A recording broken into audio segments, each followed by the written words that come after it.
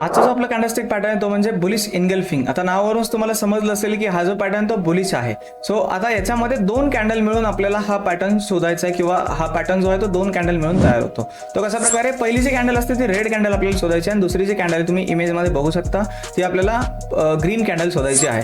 So आपण live चॅटवरती पाहूयात की नक्की कशा प्रकारे हा पॅटर्न आपल्याला शोधायचा. सो इथे तुम्ही पाहू शकता पहिली जी कॅन्डल ती रेड कॅन्डल आहे आणि त्याच्यानंतरची ग्रीन कॅन्डल आहे. आता याच्यामध्ये कंडिशन काय असते की कंडिशन हीच आहे की सर रेड कॅन्डलला ग्रीन कॅन्डलने किळलेलं पाहिजे किंवा इनगल्फ केलेलं पाहिजे त्याच्या नावाप्रमाणे. म्हणजेच काय की जे या कॅन्डलमध्ये जे सेलर्स होते, सो या कॅन्डलने ग्रीन कॅन्डलने त्याला गिळलेलं आहे. म्हणजेच जे सेलर्स होते त्याचा फोर्स कमी झालेला आहे आणि मग आता बायर्स मार्केटमध्ये एंटर झालेत. अप साईडला आता मार्केट जे आहे ते जाऊ शकतं.